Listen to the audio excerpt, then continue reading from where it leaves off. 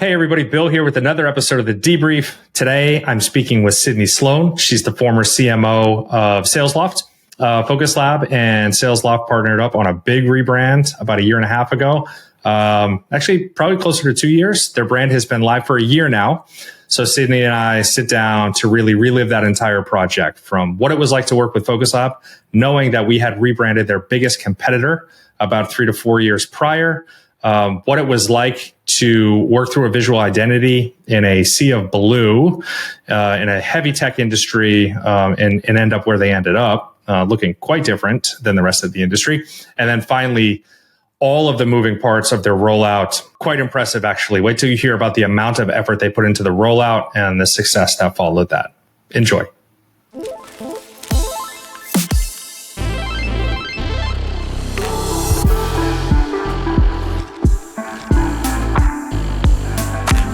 Sydney, I'm super duper happy to finally be able to sit down with you and talk about the Salesloft rebrand. So we went through that process with you. I marked it. It's 421 days ago. That's the launch date. Yeah. Longer than it took to do the project, but not by much. So we're finally going to sit down and talk about it. I think it's important, especially for a project of this size, for our viewers and listeners to really hear from you on what it was like to go through a rebrand of that size, both how you knew that it was time for you to actually go through a rebrand, what it was like to go through all of that work. It's a lot of work, right? So we'll hear about that. Mm-hmm. And then what you did to really activate it, if you will, at the end of that project. So my first question is, how did you know it was time to rebrand? It was time to rebrand 2 years before we finally did it. So we actually tried before and couldn't quite get our founder to the level of a full rebrand. So it was like, oh, we'll do a cleanup. We still, there was passion for the previous brand. But the real reason, that was the truth, but the real reason it was time was, we had grown up. We still look like a startup. The $75 design your own logo, which she had a $25 coupon for, had paid its dues over the 10 years of the life of the company. And we were selling to large global enterprises, and we needed to look like an enterprise company. And the market had changed a lot. And so we wanted to continue to kind of show our leadership while still being true to who Salesloft was as a company. So the only thing that we chose not to change, and we can talk about this, was we didn't change the name and we didn't change the mission and vision of the company. Everything else was up for grabs. Yeah, I love that. We find a lot of companies that work with us in particular in that similar position, which is to say, like, it doesn't mean that the company is broken. Actually, the company is like doing quite well. It's thriving. Yeah. But then there's this kind of like brand glass ceiling that starts to show up. It says, if we want to get on the other side of that, we're going to have to do something to then take us to that next step. We're doing huge deals with like IBM and Google, and like we couldn't look like, the 2011 version of ourselves. Like we had to look differently. Yeah. And the other reason was we joked about being lost in a sea of blue.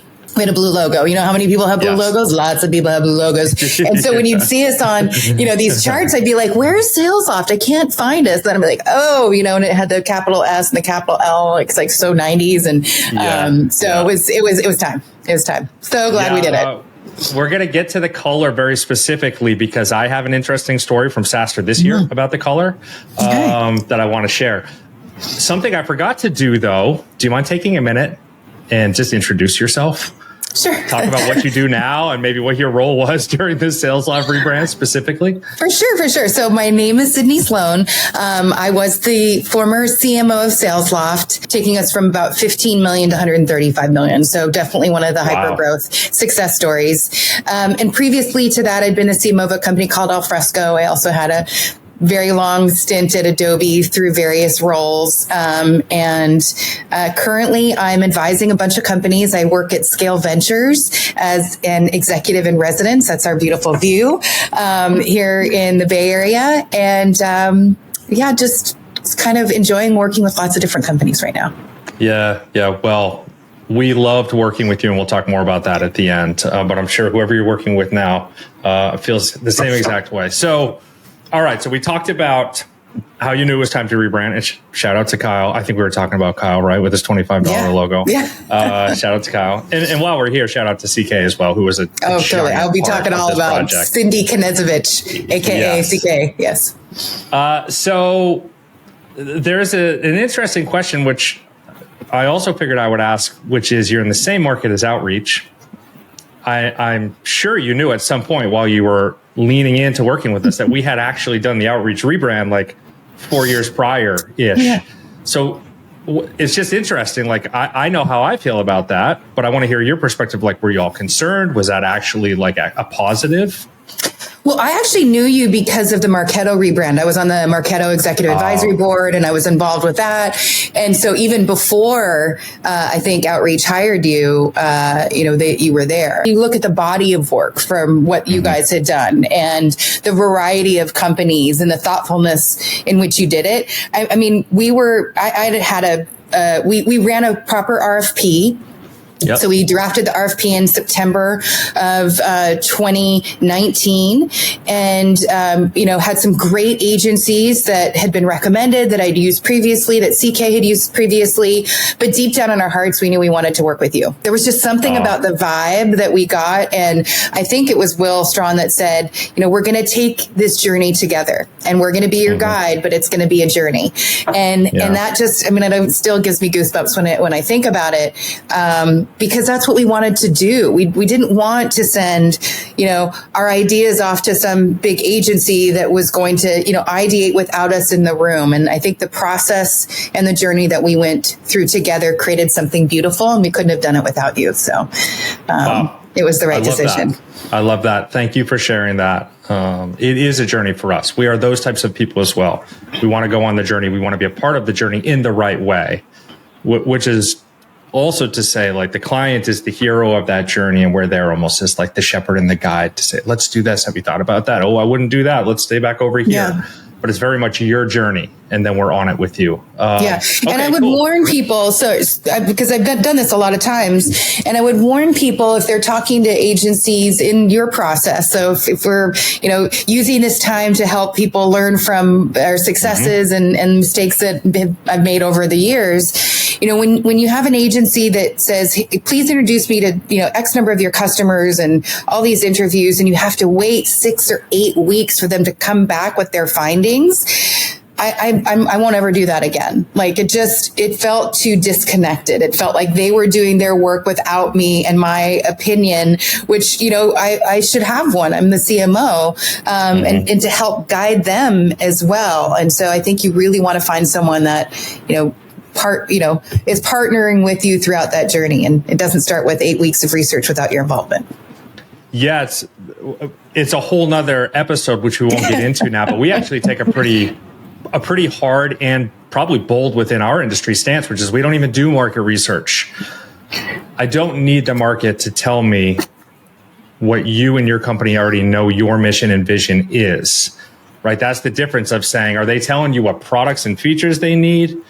Or are you trying to figure out what is the essence of the organization? And that doesn't come from the outside. That starts from the inside. So again, without getting lost in the weeds there, that's why we don't do that. Okay, so you select us. We were very excited, of course, when you selected us. And now we're in project. So I'm going to start asking a couple questions that are in project. Again, this is a learning opportunity for the people listening. And we don't want it to just be all warm and fuzzy and everything was easy. Like, rebranding is challenging. So the first question is, what was the most challenging aspect of the entire project? Oh, the entire project. The timeline was the most challenging. I'm an impatient person. I was excited to do it. And we had, I wouldn't say rushed a previous effort before, but, we were having our big event and we wanted to have it ready by then. And we got some pretty direct coaching from your team early on that the process is going to take as long as the process is going to take. And so I think our original launch date was going to be March. And then we said, okay, well, we're a little too aggressive. And you start doing the research of like we rebranded, we retouched every single thing. We did the Big Bang brand launch. And so, there wasn't a piece of content or a website or a piece of product that wasn't launched on brand day. So you're talking tens of thousands of things that had to be touched, every image, every this, every that. And so, okay. Thank you, team. You've inventoried everything that needs to be done.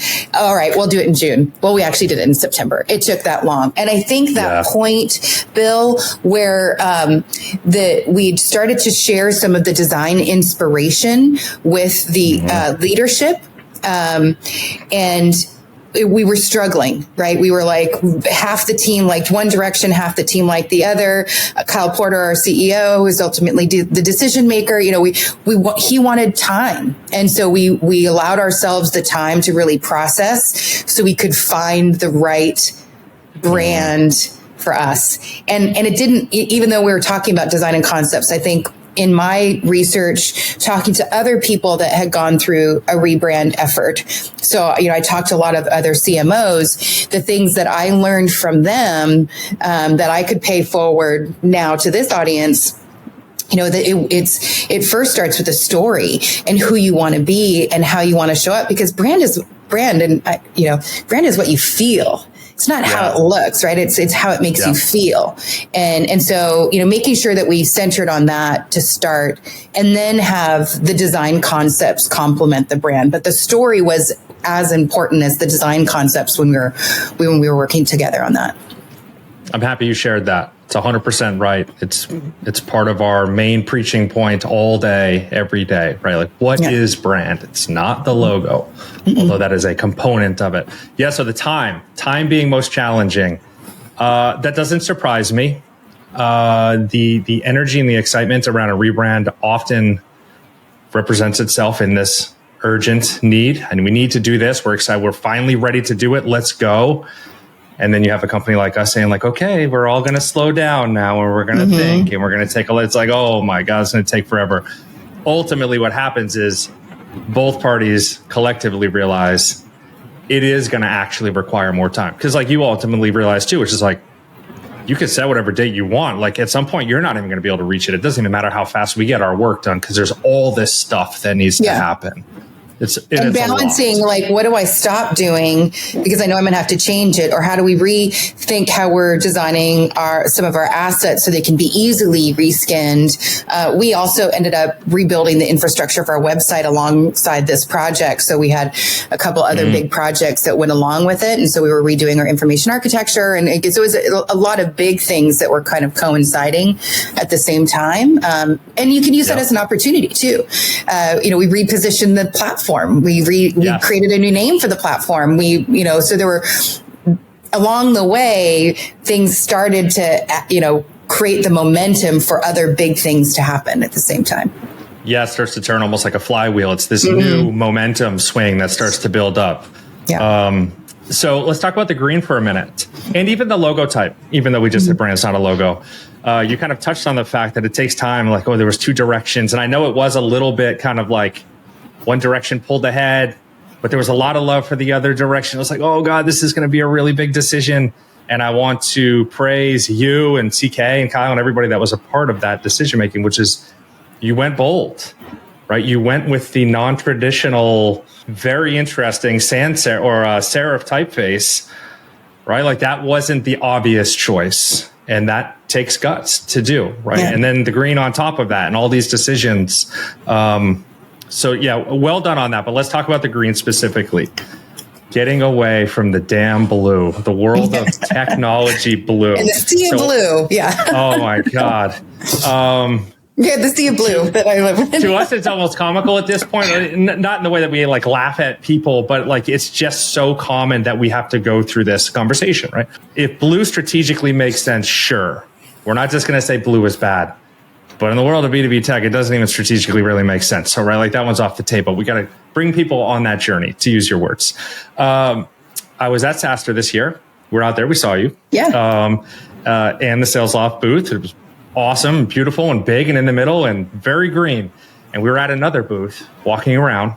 And through conversation, oh, what do you do? Oh, we do branding. Oh, who do you do branding? Oh, do you know Salesloft? Right? I'm able to like point to the giant booth. Yeah, we worked with them. And they're like, oh my God, I've been meaning to ask somebody, why the hell is it green? why would a platform like that ever be green? But like I don't even have to go into the answer in this podcast or interview, because like we know why. It was to be different. It was to get the hell out of that world of blue and to have people at that booth ask that question, right? Like there's obviously more intentional reasons to why that happened, but I just wanted to share that with you. Like that. Yeah, that green I would say is there's still two. Kind of like that's so funny. Well, good. Question. It makes it stand out. Exactly. So there are two things that happened, I think, in that process. The first was the very first time we saw the serif version logo of Salesloft. I knew right away, like that was probably 6 weeks. Like as soon as I saw that, I was like, that's it, because it evoked that emotion, what we talk about. And to me, it looked like handwritten, like we care about personalization. We care about people. We want to speak naturally. And we want to allow our customers to build that authentic connection with their customers. That is the purpose of Salesloft, to create a world where sellers are loved by the buyers they serve. That's the mission of the company. And so there's feeling and emotion in our tag, our hashtag Salesloft. Like that's a bold statement, and that stayed. And so as soon as you saw that, to me, when I saw the Salesloft logo, it was saying hello, it was smiling, it was happy, and it was so personal. It was just like, and it was lit up. And I was like, yes, like exactly. When I see that, I see something that's very personable, that has emotion, that is not a corporation. And we were going for a lifestyle brand. That was kind of our inspiration. Is like, we wanted to get away from B2B tech, all this white space, and everybody has the same, you land on you don't know, you're like, I could be on anybody's website. We wanted it to feel different and human, which we could talk about the photography later. But so that was the first reason. And the second reason, because there were a lot of different color variations that we looked at. I mean, we also looked at very bold red. I think a lot of people are going with pink these days, which I think is pretty cool. But it was the trust that was, there's some banks that have that color. There's some analyst firms that have that color. It's a very trusted color. It's a positive color. It's actually our head of product, Frank Dale, shared with me that it's the second most favorite product color after blue for people. But it's also the color of money, and we drive revenue, and it's means go. And so every single button in Salesloft, when you loft it, it's a green button. Let's go. We had a tagline like LFG. Guess what the S stands for? So it just fit with a lot of the positive momentum and energy and trust, and what the outcomes we were promising to customers. And so that's why we picked it. Yeah, props. I saw a comment, gosh, it was maybe only a month ago or so. Someone had called you out on LinkedIn and said, Salesloft, what a masterclass in differentiation, basically for the points of what you've just mentioned, right? Going with something that feels more human, intentionally staying away from tech, and going with that typeface for the logo and that color palette. Awesome for us too, right? As a creative company, as a brand company, to be like, yes, bold decisions, what we all want, right? We are like, let's make real change. All right. So final question in project. What was the most surprising aspect of the project? Like was there any curveballs or anything like, I didn't see that coming, good or bad? I'll go constructive. We kind of lapsed on our timeline around the product positioning and messaging. Like we wanted to start it in the beginning of May, and we didn't really start it till the end of June. And we had a new head of product come on board. And so while we got what we were calling the modern revenue workspace, like this inspiration for something big and different, and industry leading, to make sure that we had the time to tell not just the brand story, but the product side of the story. And so by the time we got to the end, it wasn't at the finish line that we would have liked. I mean, that's going to happen. Like so there were still some iterations of messaging that we were continuing to work on post launch. So like, we'll describe, how do you go from inspiration to actually tactically what a salesperson would say when they're painting a vision to the customer about what the modern revenue workspace is and can be. So, it's hard. You got to keep a lot of parts of the train in the same level of the track to make it happen. And I wish we would have gotten that one a little closer to the finish line. But again, that's going to happen. It's not going to go perfectly. Perfect, is the enemy of perfection, is the enemy of perfect. Yes. Both of those are bad, right? Like we just at one point had to go with it. And I think it was received very successfully in the market. So it is coming back to that journey word. It got such a journey. You don't really, you know what you know, but you also don't know what you don't know. And you're just going in there knowing that if we work really hard, we're going to come out of this thing successful. But what will make it to the finish line? What won't? What's going to be the hardest part of it? It's always different for everybody. You never know what challenges will show up. Exactly. And I'll give you the perfect analogy, like building a house. Like, do you tear the old house down all the way? Do you leave a couple walls up? Do you, but you pick your general contractor and you trust in them that they're going to guide you along the way. It never goes as planned on the timeline. I'm renovating a house right now. But you're so inspired, but you also have to have some faith of like, well, what is it going to look like? How do I imagine that? Where people are living inside the brand and what interactions they have. And so how am I designing this from an experience perspective that's going to allow different kinds of groups to come together and yet, everything's on back order and this person didn't show up. So, it's like, my best analogy, and maybe it's because I'm in the middle of it, is like building a house. It's a lot to wrangle. Because you just started to touch on another point, which is there's a lot of people too. And rightfully so. Like, you try to keep the group narrow. So you don't need 100 people weighing in every week on decisions that are being made, but you do have a core group that's bigger than 2 or 3. Oh, yeah. And then it's like, oh, well, they're out this week. Oh, geez, this person, okay, they're on vacation. Oh, and you're trying to build the house while 2 companies are also kind of separated. Do we get to talk about your process? Or is that a secret? Let's do that, actually. No. I'm actually writing a book. It actually kind of still feels weird to say. But we're writing a book that is going to reveal the whole process. It is the book that we would have told you wouldn't have needed it, but say, like, if you want to know everything about what you're going to experience with us, you just read this book and you're literally going to get this. So let's do that. Let's talk about process. So we really value process. At Focus Lab, we believe, and now you can confirm this or deny, we believe that process is one of the key separators for us, right? We've risen to a point as a company where we consider the quality of our work table stakes. When you're growing, you have to get the quality up. Quality is there. So now we say, what separates us from the pack? Process is really important to us. You went through that process. Is there anything you want to share on that? Well, it was highly collaborative. And we talked about that at the very beginning, right? And so we knew what to expect. And I'll say the one thing there's many things I appreciate the most, but Bill, I think the best thing for your company is that your deliverable was always on a Friday end of day. And sometimes it was late on the end of day, but they would deliver the work for the week. It'd be a voiceover with, I think it was a Loom or something similar to that, like a presentation of the materials and all the materials for us to review and provide our feedback before a team meeting on Tuesday.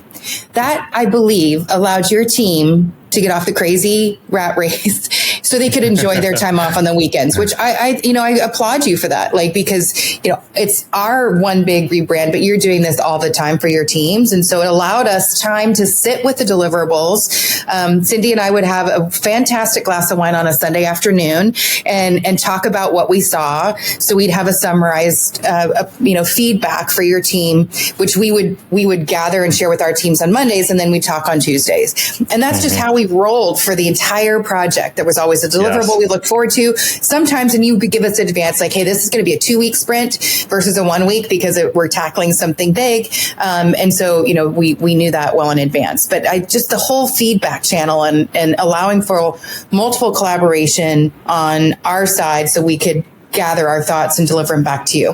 The second thing that you mentioned was, you don't want to have a team of 100. That's really hard, but you do want to have the right people in the room. So for us, that was Cindy Knezovich, our head of brand. She was the main driver of the project. I was the executive sponsor, and this was her baby. And so we had a really strong project manager that supported her. And then we had the head of product design, because when you're talking about a brand experience, it has to not just be how the website shows up, or we wanted the experience to resonate through the product. And so it was critical that we had him. We had representation from the sales organization because they're the deliverer and live in the materials as well. And so I think we had maybe 8 or 9 people. The 2 founders were also involved, not in every weekly meeting, but we had a core group that we worked with, and they were ultimately the ones that just made the decisions. Like we listened to each other, and I mean, Kyle was the final decision maker, but it was the hard work of the collaborative group. Oh, head of customer success and all our content, our knowledge base. Like she was on there too. Oh my gosh, like such a good group of people. It's really important to get that team right. Yeah. If that team is either non-existent or wrong, and you want to talk about that predictable cadence, that weekly kind of pulse of there's a thing, you're going to review it, you're going to get feedback, that starts to get really gummed up. Oh, I don't know, we haven't had time to get to the feedback yet. Oh, I'm too busy doing all these other things. I don't really have anybody else to support me in this effort. I don't have a PM on the client side. Right. You have to. The PM on the Focus Lab side. Oh my God, you totally have to for something of this magnitude. Yes, we were lucky. We had a really good PMO office, and Leslie, because we also rebranded the office buildings. I mean, we did it all, right? Like we created a whole new floor and globally all of our offices. That reminded me that the importance of having them involved, because then they understood the decisions that were made, because they're the ones now designing the product. They're the ones that are writing the documentation. They're the ones that are building the university courses, but they were getting something from the process as well, right? Like we designed a complete new badging system for our education team. We redesigned their website. So while we were asking them to do a lot of heavy lifting because they had to go in and update every piece of content, they were also getting something from the project that they wouldn't have been able to get otherwise. So I think it was a real win-win. Yeah, I would share, you just reminded me of something on this PM on your side. God, I'm pretty sure it was Leslie. Y'all.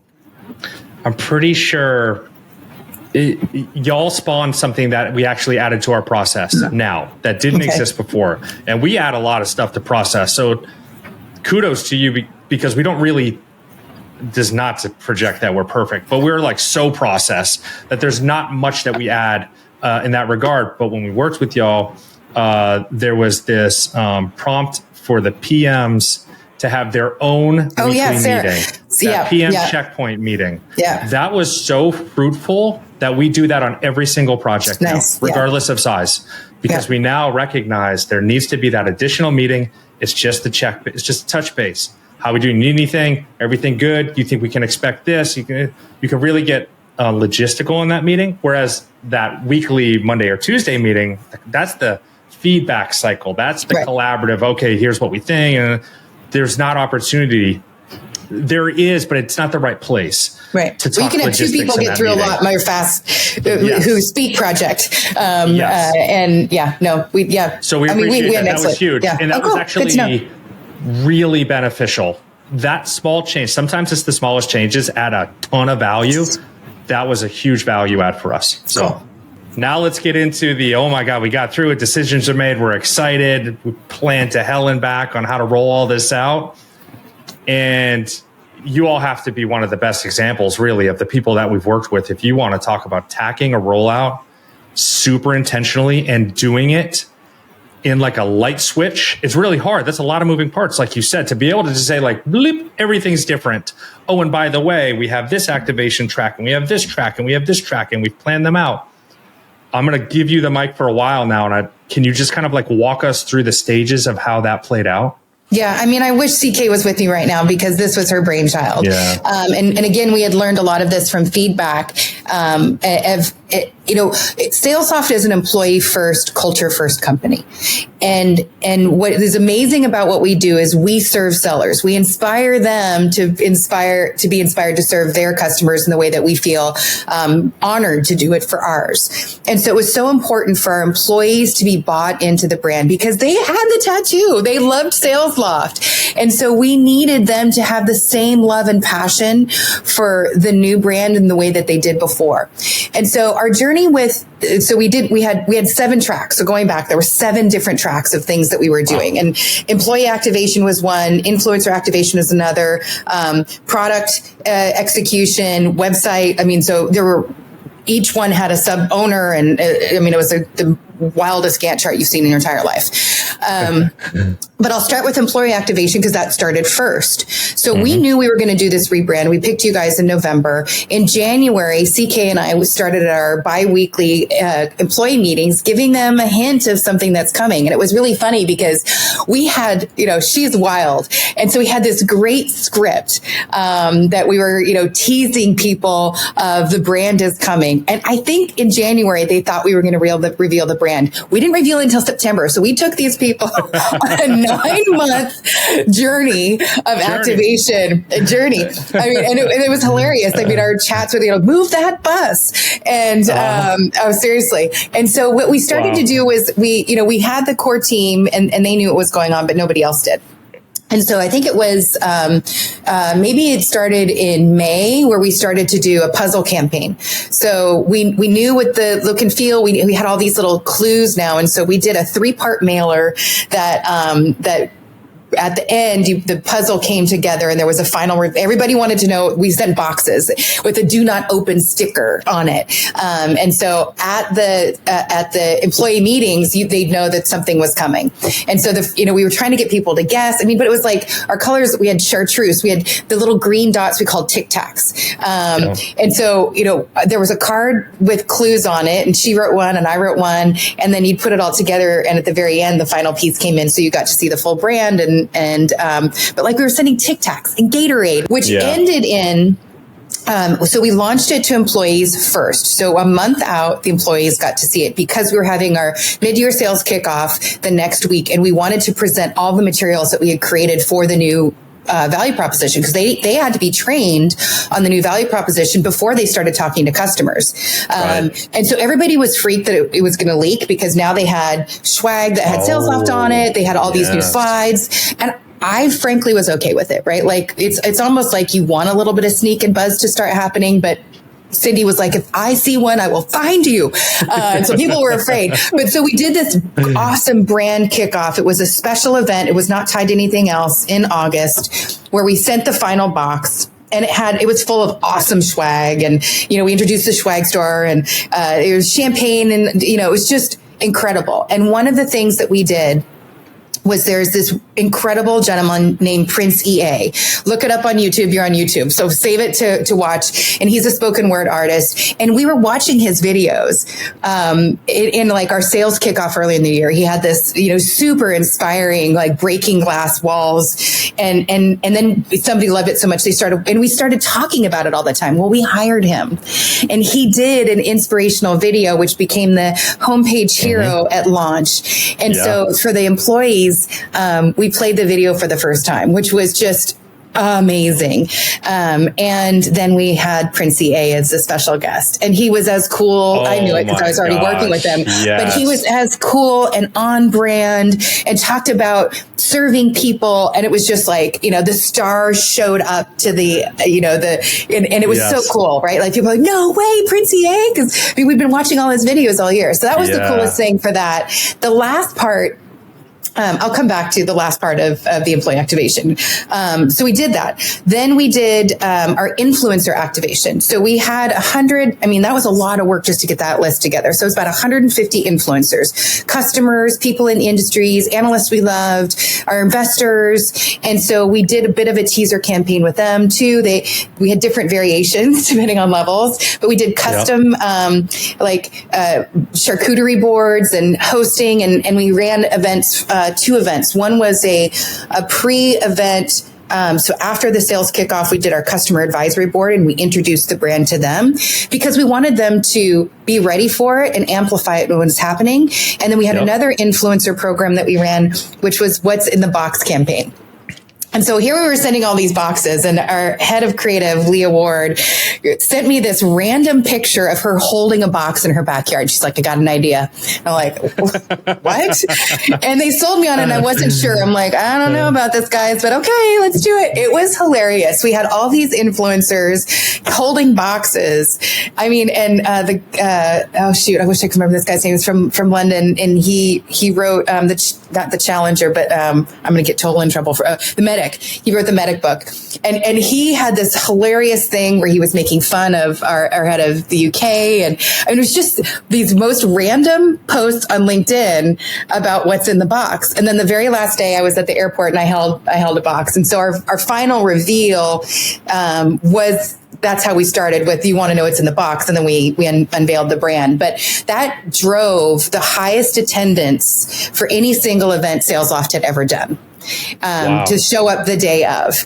And we kept playing off of it. We did a bunch of social after the fact of the making of what's in the box campaign. So we had a lot of fun with that one. So that's influencer and customer activation.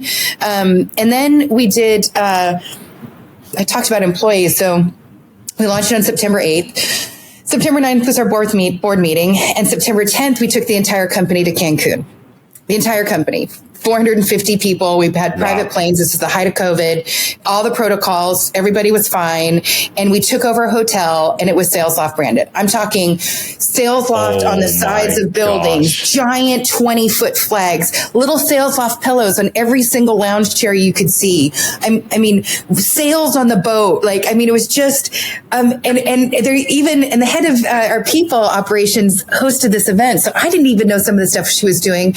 We did she did a coordinated drone, old logo to new logo, light up in the sky on the final night party. I mean, it was insane. Is there video of that? Oh yeah, there has to be video I'll totally get it for you. I mean, if you talk about, getting your employees to live the brand, when we were in a remote world, we hadn't gotten together, everybody was happy. We actually also sent office kits. So you could pick A, B, or C to make sure their offices were branded with decal stickers and all these different things. Cause now we were in our home offices. So not just the fake Zoom backgrounds, but actual real backgrounds. But then they got to live it. And of course we gave them more swag and, everybody, it was such a celebration. And then I died. No, I was so tired. I was so tired. But then our post activation was, now we want to show up as big as we are everywhere we possibly can be. And so it was the fall.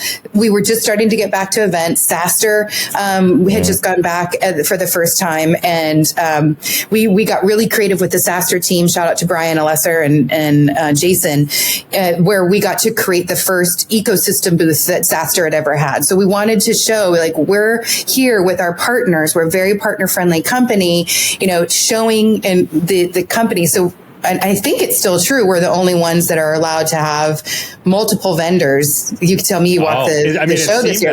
Yeah. We that was the only one. It was my idea. So I think I might have said, and I can only do this for a couple of years. And they still do it. So, so we were able to show the power of our ecosystem, and it wasn't just about us. It was about our partners, which was also part of the partner activation, by the way, getting 200 partners to update all of their web pages with our new content. That was a whole team that did that too. Maybe Partner was one of the seven efforts, and shout out to Morgan for that. And so, it was just, we had out of home billboards. We were doing Dreamforce, same thing, big takeover. And we just wanted to show it big wherever we were, to the point where our marketing machine was working by that time. And we made a Shark Tank style pitch to our CFO for an additional $1 million to run more digital brand campaigns. Because we had always we hadn't really invested in separate brand campaigns. And so we also did that. So we wanted to show up with very proud with our new logo everywhere we possibly could. So we did. Yeah. So I'm going to ask you a challenging question. It's exhausting just talking about it, right? I know, it's so great, but I'm so tired. What do you tell a CMO, a marketing leader, or a company that doesn't even have somebody in a CMO seat that hears all that and says, yeah, that's great. I don't have the time or the people to execute in that way. How do they take advantage of a rollout and capture some of the momentum that you just talked about? I think y'all were able to do that at just a different scale. And when I listen to that, you've got a lot of people to be able to pull that off. Yeah. Yeah. Committed. And we were in the trenches, and the day of, like you talked about, we were midnight turning the switch, turn on the website, turn on this, turn on the product. The product changed at the same time. We actually did a little bit of rollout beforehand because everybody from the company was going to be at the retreat, and we didn't want anything to be with the product and like all the engineers having to sit in a room or someone else. So,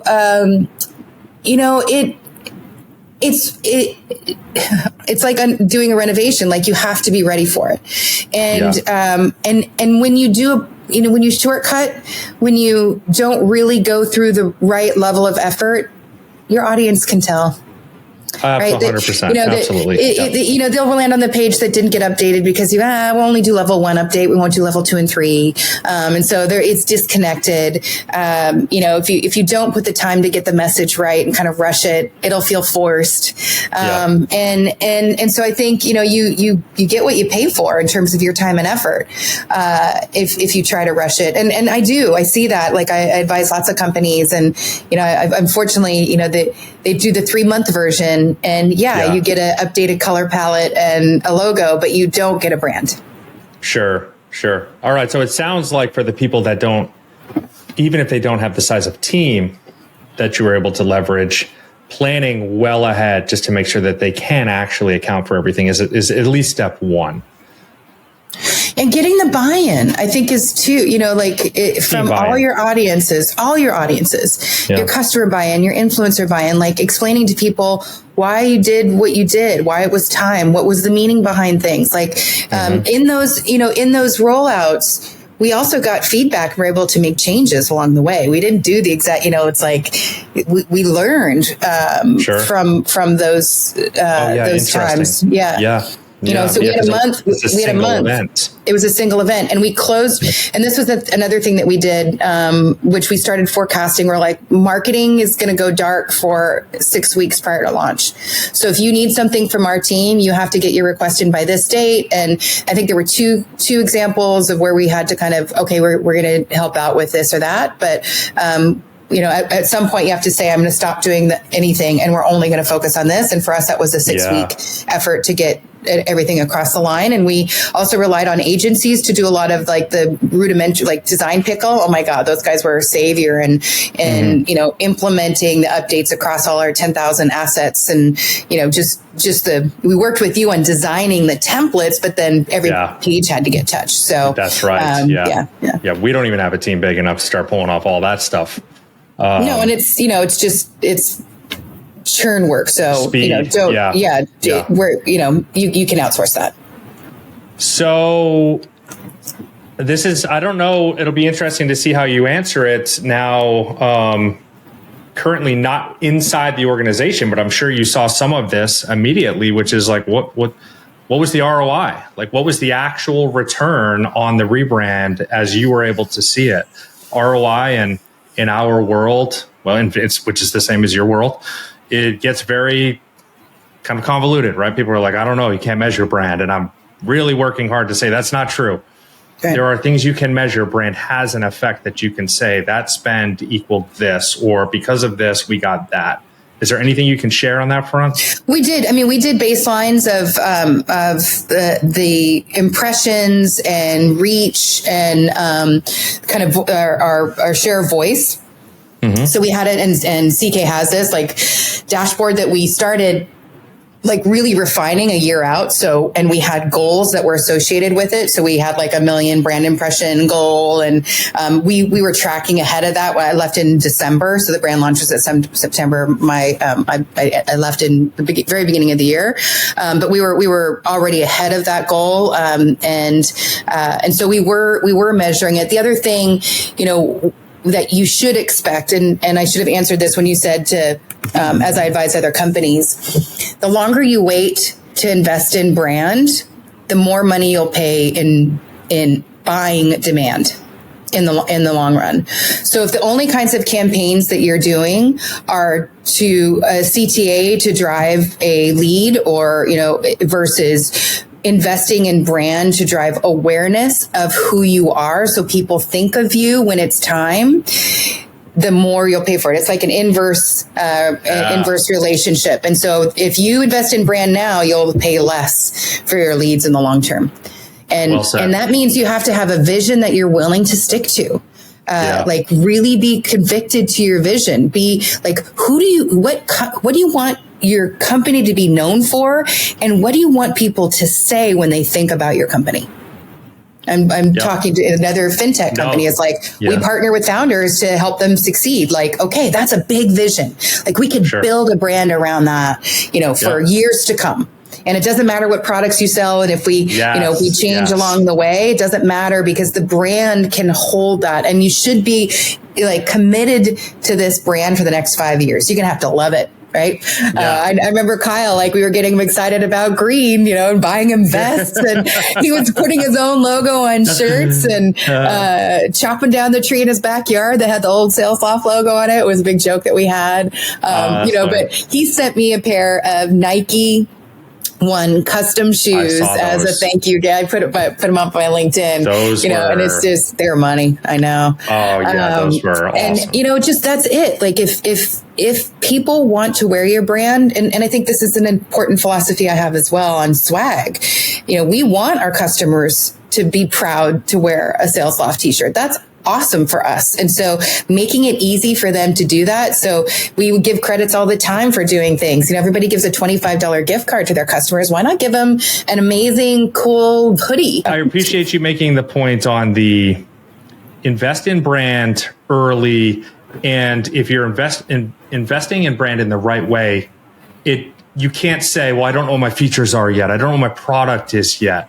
That's like trying to say, is Apple a computer company? I would hope that we can all say that they're not simply a computer company. Their product is a computer, but their why statement doesn't say anything about computers, right? Like it has nothing to do with that. It's not what drives their ethos. So your point then is totally valid. And we don't buy investing in that. We don't buy their products because they're the best product. We just want to look cool dancing on a billboard with these white things hanging out of our ears, Yeah, these are not better than my Bose headphones, but I'm like, but they might be. And I love Apple everything, so I might as well get those. Yeah. That's the brand at work. Yeah.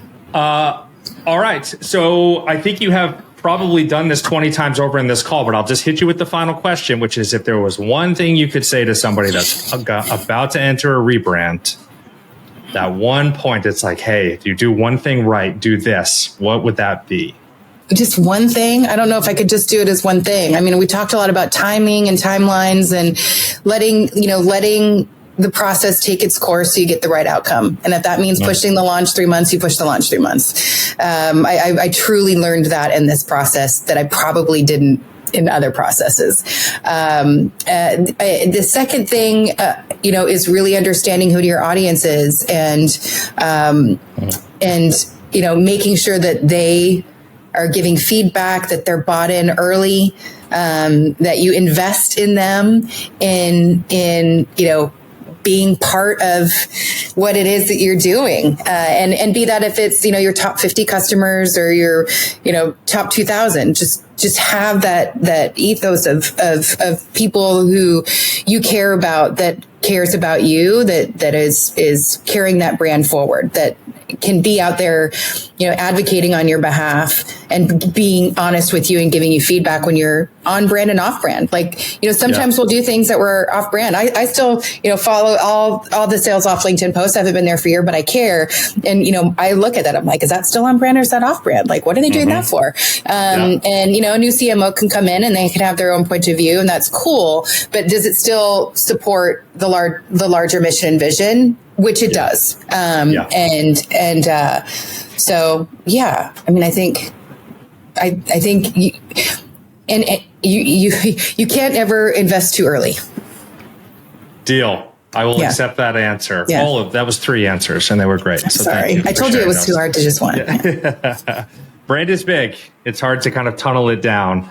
Yeah. But it is my job. And ask people for help. Ask people. I mean, like I cannot tell you how much value I got out of my CMO network. I put it in there. Hey, we're thinking of rebrand. Anybody have some stories? And I think I probably did 5 or 8 interviews. I learned so much So if you're going to do that, reach out to your network, ping me on LinkedIn, learn from others that have gone before so you don't make the same mistakes twice. And that's invaluable.